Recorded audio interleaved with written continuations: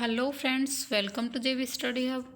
Friends, अगर आप UGC NET, UP TGT, UP PGT, KVS, NVS की प्रिपरेशन कर रहे हैं तो फ्रेंड्स आप बिल्कुल सही जगह पे आए हैं। और फ्रेंड्स, आज की जो वीडियो होने वाली है वो है हमारी she was a phantom of delight by William Wordsworth. तो फ्रेंड्स स्टार्ट करते हैं आज की हमारी video.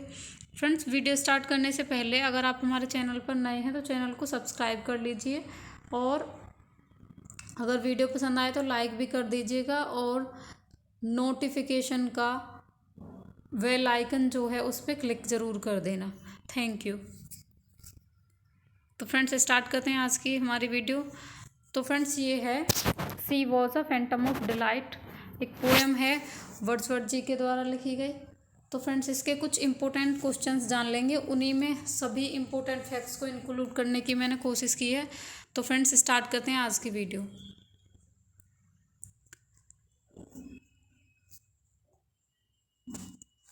She was a Phantom of Delight was written in 1802, 1803, 1805, 1807। तो फ्रेंड्स, ये कब लिखी गई थी?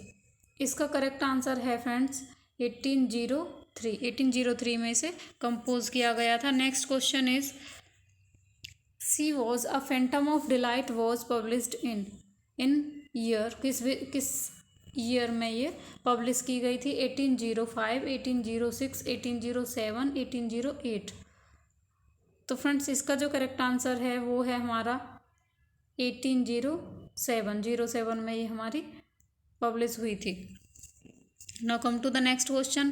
It is said that William Wordsworth wrote this poem for his sister Dorothy, daughter Caroline, wife Mary Hutchinson. Not clear about this creation. Guess कीजिए friends, किसके लिए लिखी होगी वर्ड्सवर्थ जी ने ये? तो फ्रेंड्स, इसका जो करेक्ट आंसर है वो है वाइफ मैरी हचिंसन के लिए। Now come to the next question friends. How many lines are there in this poem? 14 lines, 24 lines, 32 lines, 30 lines. तो फ्रेंड्स, इसका जो करेक्ट आंसर है वो है हमारा 30 लाइन्स हैं फ्रेंड्स यहाँ पे। और फ्रेंड्स 3 स्टेंजाज हैं, और 3 स्टेंजा जो हैं फ्रेंड्स 3 स्टेंजा हैं 10-10 लाइन्स के। तो फ्रेंड्स 30 लाइन्स हो गई टोटल हमारी। ओके फ्रेंड्स,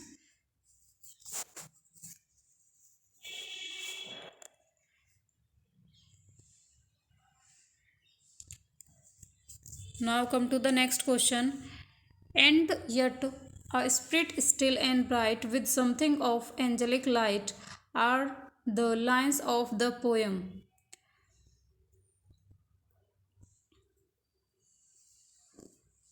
Opening lines,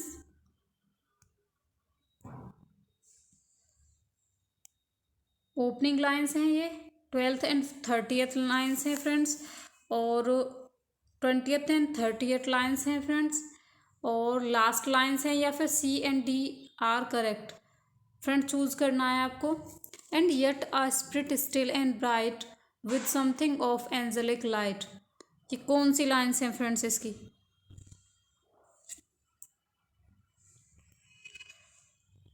तो फ्रेंड्स, इसका जो करेक्ट आंसर है वो है हमारा 20th, 29th और 30th लाइन है ना, और लास्ट लाइन। क्योंकि फ्रेंड्स इसमें टोटल कितनी लाइन्स हैं? 30। तो 30 कौन सी हो गई हमारी? ये हो गई। और ये कौन सी हो गई? तो 29th है ना, ये कौन सी हो गई? 29th। तो ये हमारी 29th और 30th लाइन्स भी हैं और लास्ट लाइन्स भी हैं, तो इसीलिए हमारा सी एंड डी करेक्ट यहाँ पे हो जाएगा friends. Now come to the next question.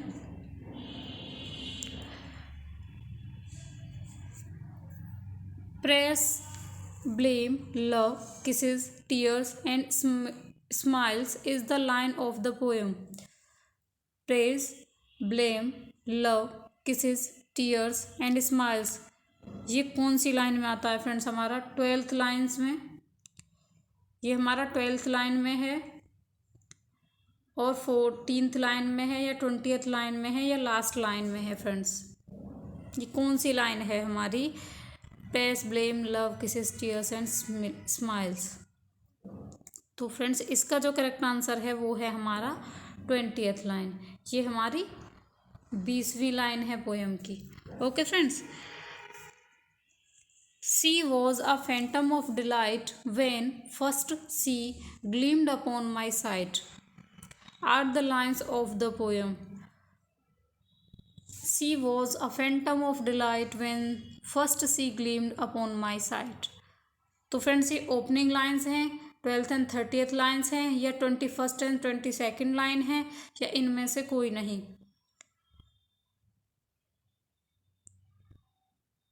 तो फ्रेंड्स ये हैं हमारी ओपनिंग लाइंस, और एक ही बार इस फ्रेज को यूज किया, she was a phantom of delight, ये स्टार्टिंग में ही हमारा यूज हुआ है, बाकी फिर कहीं भी यूज नहीं हुआ है। तो फ्रेंड्स ऐसे भी याद कर सकते हैं इसे। Now come to the next question. Form of the poem she was a phantom of delight is mock epic, sonnet, verse play,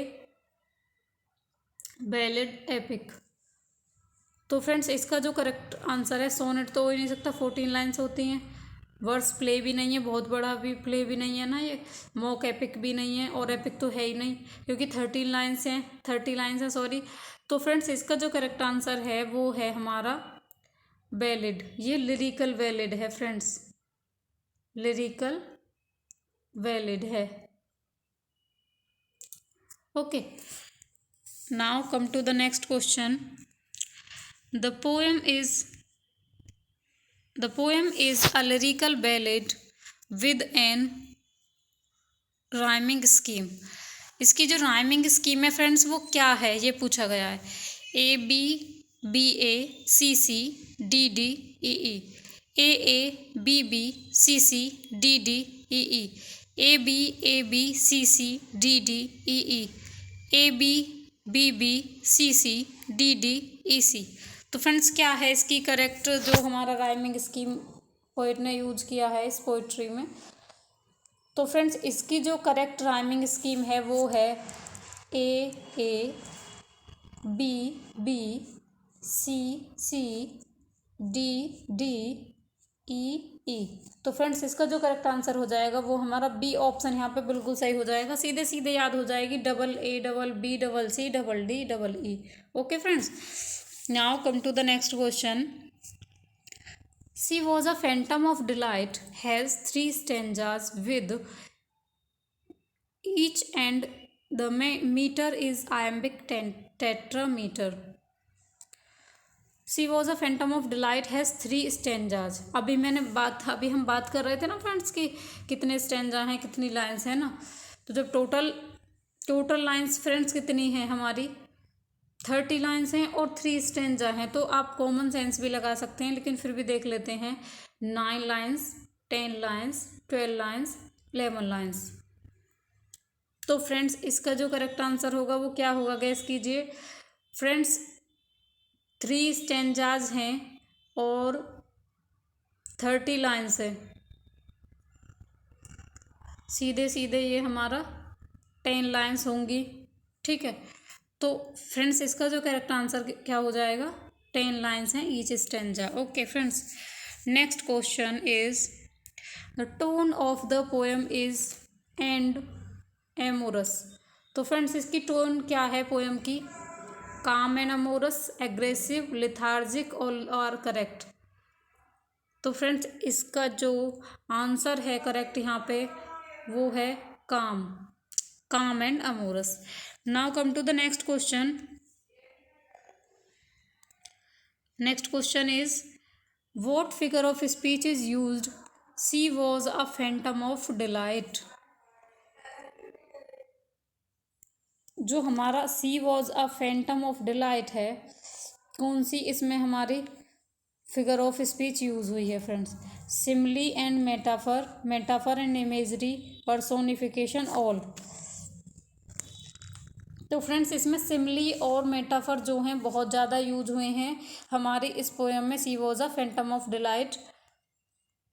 देख लेते हैं explanation. The poet has use simile and metaphors to describe her more clarity. A phantom of delight is a lovely a lovely apparition, the machine, and a traveler between life and death are the example of metaphor. देख लेते हैं friends.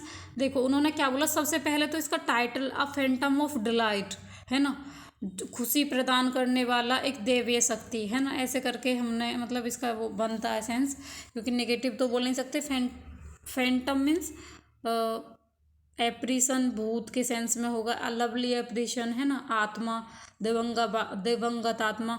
Machine भी बोला है उन्होंने है ना, और ट्रेवलर भी बोला है, ठीक है। और ट्रेवलर किस किस के बीच में, life and death, between life and death है ना। तो फ्रेंड्स ये सारे एग्जाम्पल किस किस के कौन कौन से, phantom of delight, a lovely apparition, the machine, the traveller है ना। तो ये क्या होगा हमारे फ्रेंड्स यहाँ पे मेटाफर के एग्जाम्पल्स है ना। फिर देख लेते हैं सिमिली के कौन से हुए हैं। Her eyes as stars of twilight fair like twilight's too her dusky hair. तो फ्रेंड्स उसकी आइज़ की जो कंपैरिजन की है किससे, स्टार्स से, stars of twilight, fair like twilight's too, fair like twilight's too है ना, फेयर लाइक ट्विलाइट्स टू है ना, हर डस्की हेयर। तो फ्रेंड्स यहाँ पे क्या यूज हुआ है हमारा, सिमली का यूज हुआ है ना। तो फिर हमारे यहाँ पे कौन कौन से, इसने जो मतलब पोइट ने क्या क्या यूज किया है, फिगर ऑफ स्पीच, मेटाफर को यूज किया है ज़्यादा से ज़्यादा, और सिमली को भी यूज किया है। Now come to the next question. The poem narrates movements in the relationship between the lyrical voice and the woman he she refers to in this poem. The poem narrates how many movements है ना, यही तो question में पूछा गया है कि poem में कितने मूवमेंट्स को डिस्क्राइब किया गया है ना, in the relationship between the lyrical voice. Lyrical voice से सेंस है यहाँ पे जो बोल रहा है ना। तो ये कौन हो गए हमारे वर्डवर्थ जी हो गए, और वुमेन कौन हो गई हमारी, मैरी हो गई जी, मैरी हचिंसन जी, ठीक है। और ही और she refers to in this poem. तो कितने स्टेंजा कितने मूवमेंट्स हैं फ्रेंड्स, किन किन मूवमेंट्स को इस पोएम में इंक्लूड किया गया है जो वर्ड्सवर्थ जी और मैरी जी के बारे में बताते हैं। तो फ्रेंड्स 3 मूवमेंट्स को, 4 मूवमेंट्स को, 5 मूवमेंट्स को और 6 मूवमेंट्स को।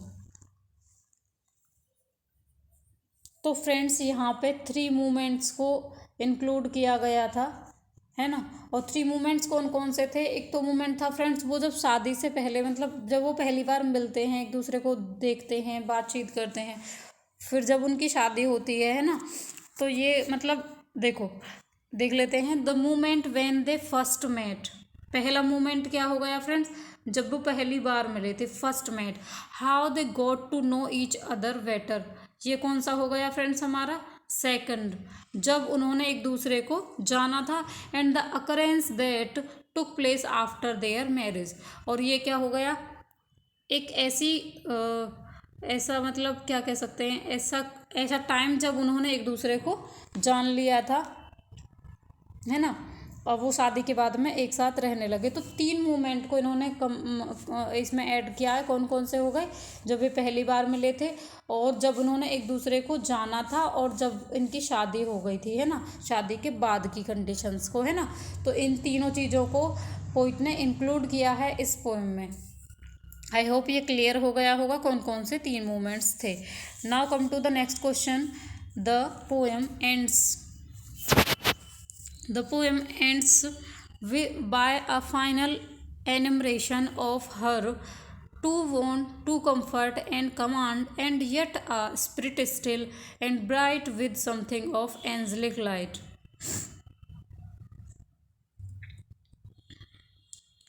जो हमारी पोएम है वो ख़त्म होती है किस पर, final enumeration of her, to warn, the comfort and command, and yet a spirit split and bright with something of angelic light. तो फ्रेंड्स वो किसकी तारीफ करता है, उसकी ड्यूटीज़ की, जो कर्तव्यों के प्रति है वो कैसी है, वो एबिलिटीज़ की, उसकी क्वालिटी क्या क्या है, उसमें क्या क्या योग्यताएं हैं, और कैरेक्टरिस्टिक्स, उसकी क्या क्या विशेषताएं हैं है ना। तो ये पूछ रहा है कि इनमें से कौन सी चीज़ आएगी। Poem ends with a final enumeration of her duties के बारे में, हर एबिलिटीज़ के बारे में, हर कैरेक्टरिस्टिक्स के बारे में, या फिर ऑल आर करेक्ट। तो फ्रेंड्स इसका जो करेक्ट आंसर होगा, क्योंकि यहाँ पे वर्ड्सवर्थ जी ने ड्यूटीज़ की भी तारीफ़ की है उनकी, कि मतलब वो अपने कर्तव्यों के प्रति मतलब एकदम से क्या है, एकदम मतलब बिल्कुल एनर्जेटिक हैं, अपने सभी काम को बहुत अच्छे से और मतलब बहुत अच्छे से और बिल्कुल सही टाइम पे करते हैं, पंक्चुअल है ना। एबिलिटीज़ की बात करें तो उनमें बहुत सारी योग्यताएं हैं जो कि एक पार्टनर में होनी चाहिए, और कैरेक्टरिस्टिक बहुत सारी विशेषताएं है ना। All are correct. तो फ्रेंड्स इसका जो करेक्ट आंसर होगा वो है ऑल आर करेक्ट। सभी चीज़ों को लास्ट में उन्होंने दिखा दिया है वर्ड्सवर्थ जी ने कि उसमें सभी क्वालिटीज़ हैं, है ना। Next question, 15th question. Wordsworth calls her, अपनी वाइफ को, इन दिस पोएम। वर्ड्सवर्थ अपनी वाइफ को इस पोएम में क्या कह के बुलाते हैं? Apparition, machine, angel, all of the above. तो फ्रेंड्स पहचानिए क्या क्या बोला था उन्होंने। एप्रीशन भी बोला है, मशीन भी बोला है, और एंजल मेटाफर से जो हमने बात की थी अभी। तो friends all of the above, इसका जो करेक्ट आंसर हो जाएगा फ्रेंड्स वो क्या हो जाएगा? All are correct. ठीक है। Now come to the next question, question number 16। To be a movements ornament, ornament is a for something which makes the movement decorated and beautiful.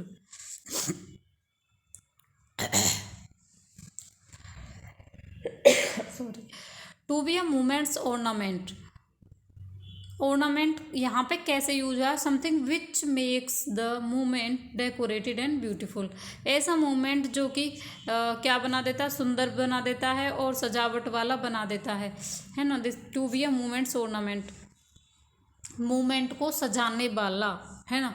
तो friends personification का use हुआ है यहाँ पे, या simile का यूज हुआ है? सिमिली तो हो ही नहीं सकती। हाइपरबल और मेटाफर। पहचानिए फ्रेंड्स क्या हो सकता है इसका करेक्ट आंसर, गैस कीजिए। तो फ्रेंड्स इसका जो करेक्ट आंसर है वो है मेटाफर। मेटाफर, है ना, movements ornament। Now come to the next question. Next question is, and yet a spirit still and bright with something of angelic light, which figure of speech is found in this line?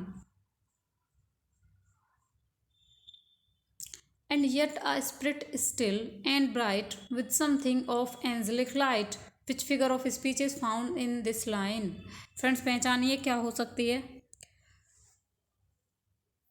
Metaphor, Simli, हाइपरबल, A and C.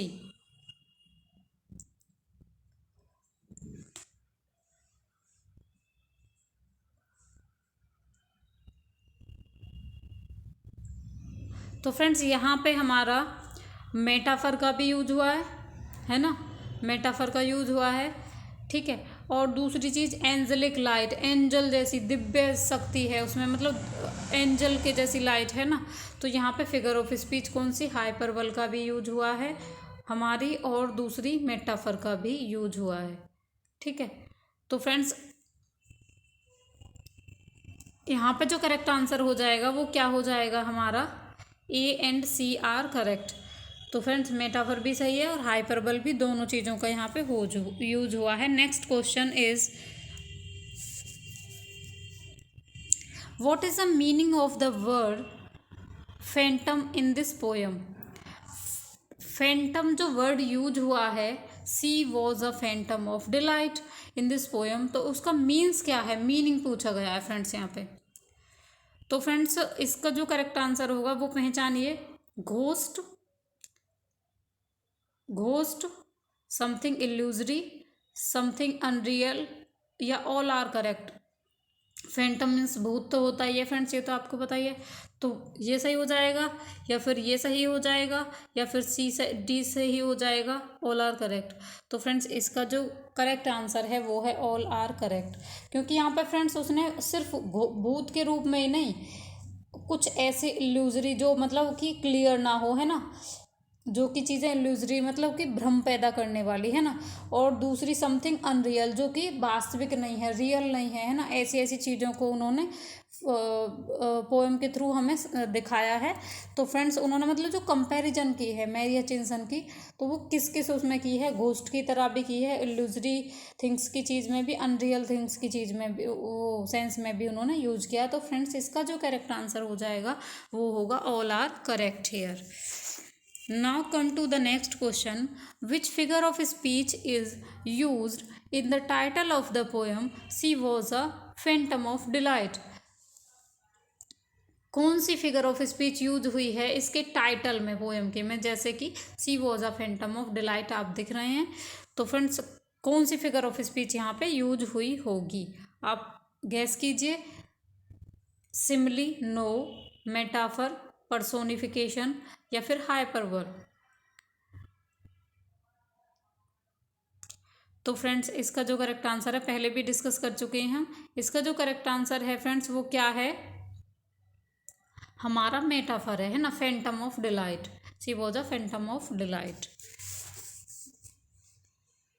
Next question is, next and last question, in which stanza the poet calls his beloved Phantom of delight he is not considering her an ordinary human of flesh and blood, but a spiritual being who made him quite happy when his eyes saw her for the first time. कौन से stanza में poet अपनी beloved को Phantom of delight बोलता है? He is not considering her ordinary human, और वह ordinary नहीं समझ रहा है, ऑफ फ्लैश एंड ब्लड, कि मतलब उसे मनुष्य नहीं समझ रहा है कि बस वो मांस और ब्लड से बना हुआ एक पुतला है, ऐसे नहीं समझ रहा है। Spiritual being, but a spiritual being उसे स्पिरिचुअल समझ रहा है। Who made him quite happy, जो कि उसे बहुत ज़्यादा खुश कर देती है, बहुत ज़्यादा खुशी रखती है। When his eyes so her for the first time. तो फ्रेंड्स इसमें हिंट भी है, अगर आप समझ गए होंगे तो, कि ये कह रहा है कि मतलब किस स्टेंजा में उसने फैंटम ऑफ डिलाइट बोला है, और उसे ये बोला है कि तुम साधारण स्त्री नहीं हो, तुम मेरे लिए मतलब एक स्पिरिचुअल हो, और मुझे मतलब खुशी देती हो हमेशा, जब भी मेरी आंखें तुम्हें देखती हैं, जब भी मेरी आंखों ने तुम्हें पहली बार देखा, पहली बार देखा। तो फ्रेंड्स इसका जो करेक्ट आंसर क्या हो जाएगा, in first stanza, in second stanza, in third stanza, और नन ऑफ दीज। तो फ्रेंड्स इसका जो करेक्ट आंसर हो जाएगा वो तो आपको पता ही चल गया होगा, इन फर्स्ट स्टेंजा, क्योंकि फर्स्ट टाइम देखने की बात कर रहा है। और एक चीज़ और भी फ्रेंड्स, एक हिंट मिल गया कि फैंटम ऑफ डिलाइट जो वर्ड है वो एक ही बार यूज हुआ है, और वो फर्स्ट लाइन में यूज हुआ है। तो फ्रेंड्स आई होप कि आपको जो भी मैंने पॉइंट्स इसमें इंक्लूड किए हैं, क्वेश्चंस इंक्लूड किए हैं वीडियो में, वो आपको अच्छे लगे होंगे और आपको समझ में आए होंगे। तो फ्रेंड्स अगर वीडियो पसंद आई हो तो लाइक ज़रूर कर लें, और चैनल अभी तक सब्सक्राइब नहीं किया है तो सब्सक्राइब कर लें। Thanks for watching this video.